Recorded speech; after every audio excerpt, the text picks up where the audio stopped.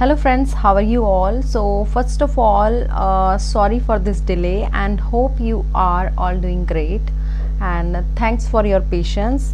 And I already told you in one of my posts that I have gone through with my knee surgery. That's meniscal surgery. It's a tear in meniscus membrane. So this is my resting period. Still I am uploading a video because I am getting so many messages that ma'am, please upload the video, please continue the series. So that's why I am uploading this. And if you like, please share it, and if you share it, and then I can see that view will increase so that I can make more videos. So that's enough. Let's start. And this is the chapter microorganism is going on, and this is 14th number video, right? So let's start with this video. So question number 150 we already discussed. Now we will start from question number 151. The Bryophyta lack true. अब Bryophyta देखिए, Bryophyta क्या होता है? ये एक plant kingdom का phylum है, right? यानी कि प्लांट किंगडम को बहुत सारे फाइलम्स में डिवाइड किया हुआ है, जिसके अंदर एक आता है ब्रायोफाइटा। और ब्रायोफाइटा के अंदर पूछा गया है क्या मिसिंग होता है, व्हाट इज लैक ट्रू, यानी कि ऐसी स्ट्रक्चर, कौन सी स्ट्रक्चर उसके अंदर नहीं पाई जाती, right? Option A root, option B stem, option C leaves, all of these. So bryophyta जिसे हम मॉसेस भी कहते हैं, उसके अंदर ट्रू रूट्स नहीं होते, उसके अंदर ट्रू स्टैम्प भी नहीं होता और ट्रू लीव्स भी नहीं होती। इवन राइज जो रूट्स होती हैं उसके जगह पर क्या पाया जाता है ब्रायोफाइटा के अंदर? राइजॉइड्स पाया जाता है। तो ऑप्शन यहाँ क्या करेक्ट हो जाएगा? Option D. ठीक है, the bryophyta lack true structure of like root, stem and leaves, तीनों ही इसके अंदर ट्रू नहीं होती। ठीक है, now question number 152. which one of the following is commonly known as pond silk? option A spirogyra, option B rhizopus, option C yeast, option D ulothrix। ये SSC MTS 2017 का क्वेश्चन है। तो यहाँ पर देखिए option A is correct. Pond silk किसे कहते हैं हम? पॉन्ड सिल्क कहा जाता है स्पायरोगायरा को। क्यों कहा जाता है? तो देखिए आप इसको नोट कर सकते हैं क्यों कहते हैं। स्पायरोगायरा के अंदर जो फिलामेंट्स होते हैं उसके अंदर म्यूसिलेज नाम का एंजाइम कंटिन्यूअसली सिक्रीट होता रहता है उसके फिलामेंट्स पे, राइट? तो उसकी जो सरफेस होती है वो म्यूसिलेज एंजाइम की वजह से क्या होती है, जो पैक्टिन की आउटर लेयर होती है वो क्या होती है, क्या कहते हैं उसको, डिसॉल्व होने लगती है कॉन्टिन्यूअसली, और एक शाइन जैसी सरफेस बनाता है वो। ठीक है, उसकी वजह से क्या होता है, वो शाइनी लगता है बहुत, क्योंकि पैक्टिन उसमें कंटिन्यूअसली डिसॉल्व होती रहती है। पैक्टिन क्या है? Outer covering of filament, right? और वो किसकी वजह से, कौन से एंजाइम से डिसॉल्व होती है? तो म्यूसिलेज नाम का एंजाइम कंटिन्यूअसली सिक्रीशन की वजह से वो डिसोल्यूशन का काम करता है, और उसकी वजह से उसकी जो फिलामेंट की सरफेस होती है वो शाइन दिखती है like a silk. That's why it is called as pond silk, right? Question number 153. The walking fern is so named because option A its spores are able to walk, it is disappeared through the agency of walking animal, it propagates vegetatively by its leaf tips, it knows how to walk by itself। तो यहाँ पर देखते हैं जो walking fern है उसका नाम ऐसा क्यों है। ठीक है, वॉकिंग फर्न क्यों कहा जाता है इसे? क्योंकि इसके spores are able to walk. ये बिल्कुल ही ऑप्शन गलत है, तो यहाँ पर option A is wrong. It disperse through the agency of walking animal, ये भी गलत है यहाँ पर। It knows how to walk by itself, this is also very silly option. So यहाँ पर बचता क्या है? It propagates vegetatively by its leaf tips, right? तो यहाँ पर option C is correct. Walking fern का नाम इसलिए वॉकिंग फर्न है क्योंकि ये अपने आप ही वेजिटेटिवली क्या होता है, प्रोपागेट होता है, उसकी जो लीफ टिप होती है उसके थ्रू ये क्या करता है, प्रोपागेट मतलब उगना, राइट? तो ये फैलता है, प्रोपागेट करता है vegetatively, right? Now question number 154. Insectivores plants grow where soil is deficient in nitrogen, soil is deficient in carbohydrate, vitamin C is required, hormones are required। तो यहाँ पर देखिए पहले तो हम ये पता करते हैं इंसेक्टिवोर्स होते क्या हैं। इंसेक्टिवोर्स प्लांट्स वो होते हैं जो इंसेक्ट को खाते हैं, राइट? दे ईट इंसेक्ट डायरेक्टली, राइट? तो यहाँ पर देखिए ये किस तरह के हो गए। अच्छा ठीक है, अगर ये इंसेक्ट को खाते हैं तो दैट मीन, अगर इसका हम ध्यान से ऑप्शन देखें, soil is deficient in nitrogen, और इंसेक्ट से क्या मिलता है हमें, मतलब जो प्लांट्स होते हैं अगर वो इंसेक्ट को खा रहे हैं that mean they are obtaining nitrogen from the insect, right? तो यहाँ पर वो नाइट्रोजन की भरपाई कहाँ से कर रहे हैं, इंसेक्ट से कर रहे हैं, राइट। तो इंसेक्टिवोर्स प्लांट कहाँ ग्रो करेंगे, जहां पर soil is deficient in nitrogen, तो option A is correct. Question number 155, consider the following statement: the common blue-green algae Spirogyra and Ulothrix are found in both freshwater ponds and ocean. The chameleon can look ahead with one eye and at the same time look behind with another. Which of the following statement is correct? Are correct, right? Only one, only two, both one and two, neither one nor two. तो देखिए यहाँ पर जो question है इसका जो answer बताया हुआ है बुक के अंदर वो है सी, राइट। तो यहाँ पर देखो both one and according to, अगर हम बुक के अकॉर्डिंग चलते हैं तो ऑप्शन सी इज करेक्ट, लेकिन यहाँ पर जो मुझे लग रहा है वो ऑप्शन होना चाहिए बी, यानी कि ओनली टू स्टेटमेंट, यानी कि जो chameleon can look ahead with one eye at the same time look behind with another, ये ऑप्शन बिल्कुल करेक्ट है, क्योंकि जो कैमेलियन होता है या जिसे हम चैमेलियन भी प्रोनाउंस करते हैं वो बोथ डायरेक्शन में देख सकता है, forward as well as backward at the same time. But अगर हम बात करें the common blue green algae spirogyra and ulothrix, ठीक है, तो यहाँ पर सबसे पहले स्टेटमेंट ही गलत है, क्योंकि spirogyra and ulothrix they are not blue green algae, they are simply green algae, तो यहाँ पर ये ऑप्शन वैसे ही गलत हो जाता है, ठीक है। तो हम अकॉर्डिंगली बुक को नहीं देख के हम यहाँ पर अपना आंसर लगाएंगे option number B, right. Now question number 156, which of the following plant produces seed but not, so यहाँ पर इसका करेक्ट आंसर होगा पाइनस। पाइनस क्या है, पाइनस बेसिकली जिम्नोस्पर्म कैटेगरी में आता है, that mean they have only ovules होते हैं उसके अंदर और ओवरी नहीं होती, राइट। सो फ्रूट्स उसके अंदर क्या होते हैं, एब्सेंट्स होते हैं, और जो अगर सीड की बात करेंगे वो कैसे होते हैं, नेकेड होते हैं। तो यहाँ पर आंसर हो जाएगा पाइनस, दे प्रोड्यूस सीड, और सीड भी कैसे होते हैं, नेकेड होते हैं बट नॉट फ्रूट, राइट, क्योंकि इसमें ओवरी नहीं होती जिम्नोस्पर्म में।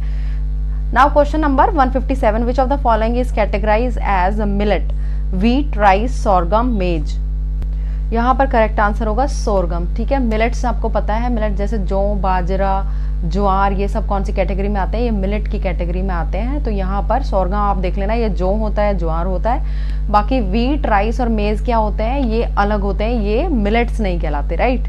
Now question number 158, microbial fuel cells are considered a source of sustainable energy. यहाँ पूछा गया है माइक्रोबियल फ्यूल सेल्स, ऐसे छोटे माइक्रोब जो फ्यूल सेल की तरह समझे जाते हैं सस्टेनेबल एनर्जी में, क्यों, they use living organism as catalyst to generate electricity from certain substance, they use a variety of inorganic material as substrate, they can be installed in wastewater treatment plant to clean water and produce electricity, which statement given above is correct।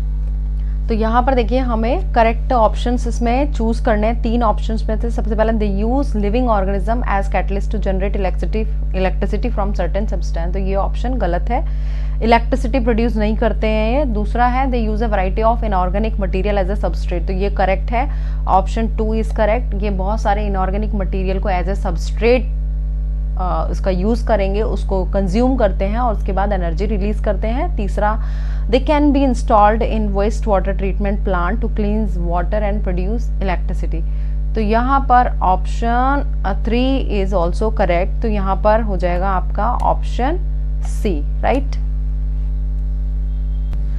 Sorry, ये सी यहाँ पर correct नहीं होगा, यहाँ पर है 2 and 3 option correct हो गए, that mean B is correct.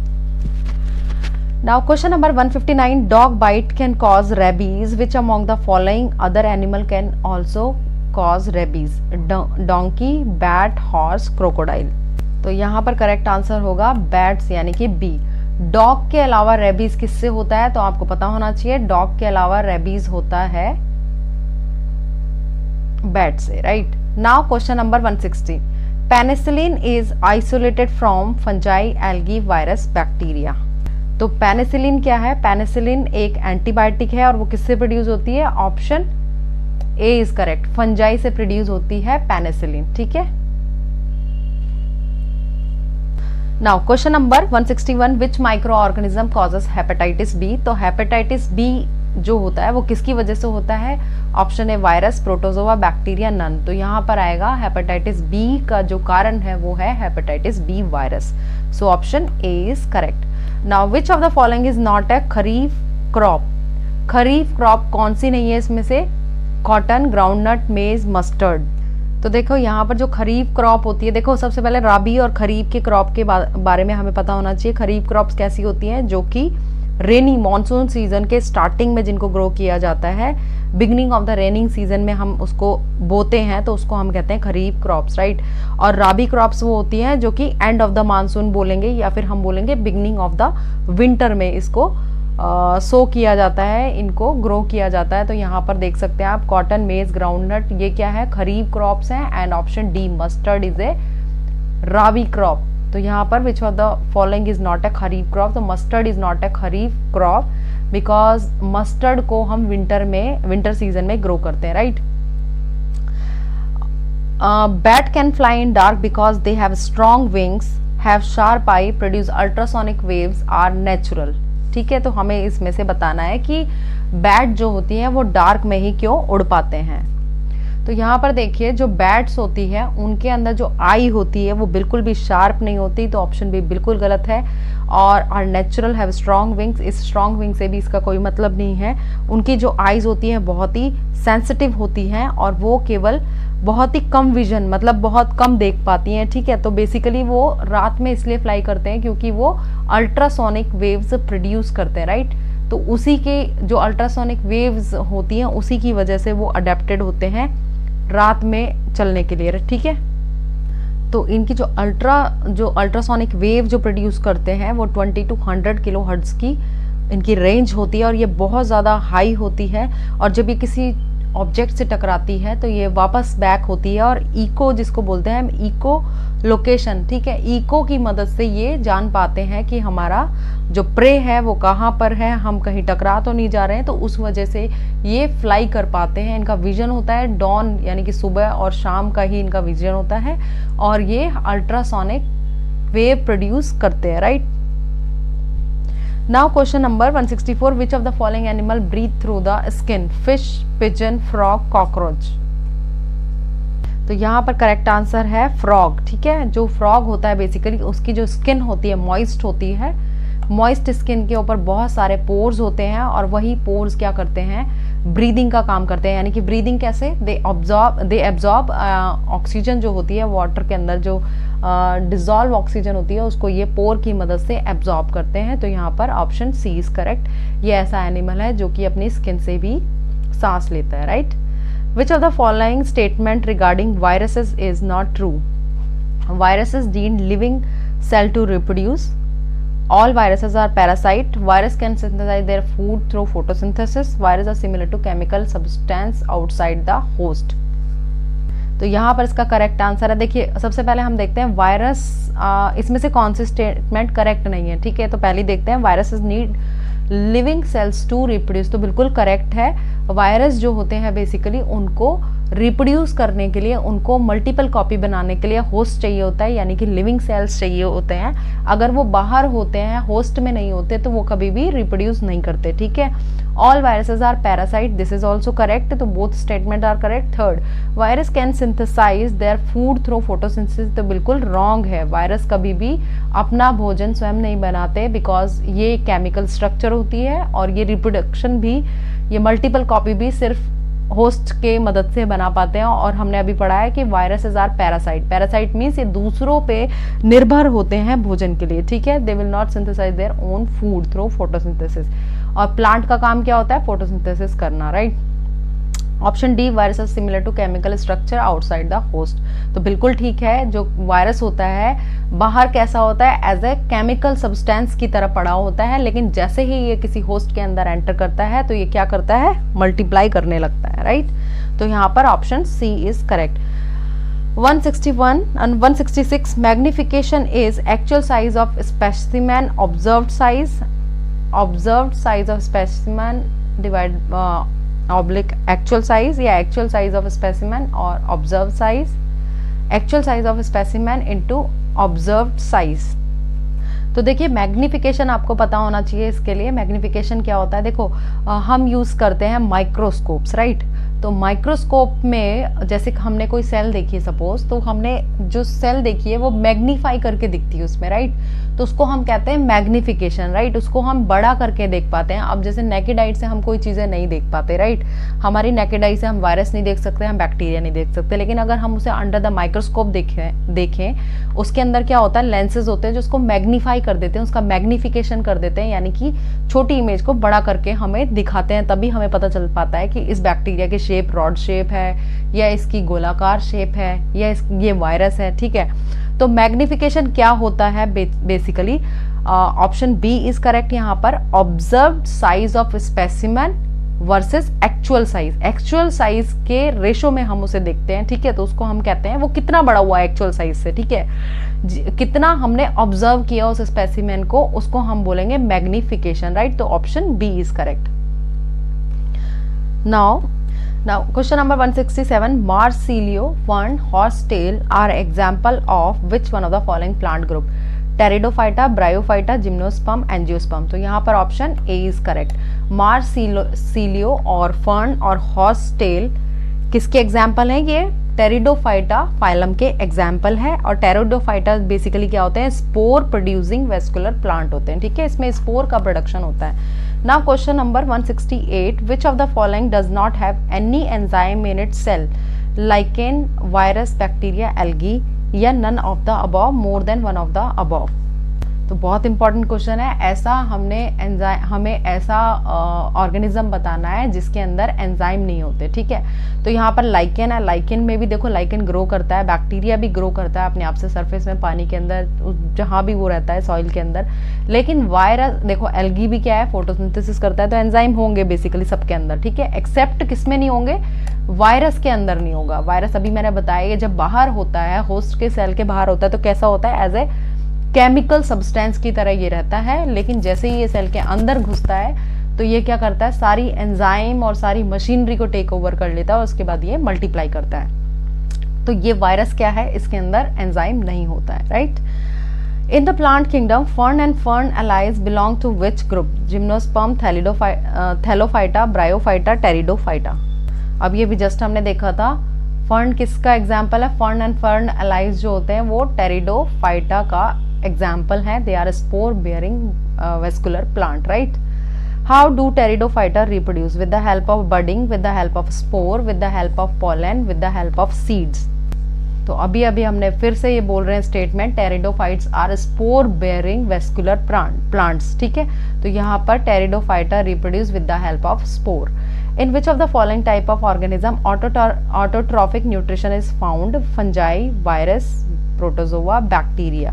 किसके अंदर ऑटोट्रॉफिक न्यूट्रिशन होता है? That mean they synthesize their own food. तो यहाँ पर करेक्ट आंसर है बी, प्लांट के अलावा, सॉरी डी, प्लांट के अलावा बैक्टीरिया भी अपना भोजन स्वयं बनाते हैं।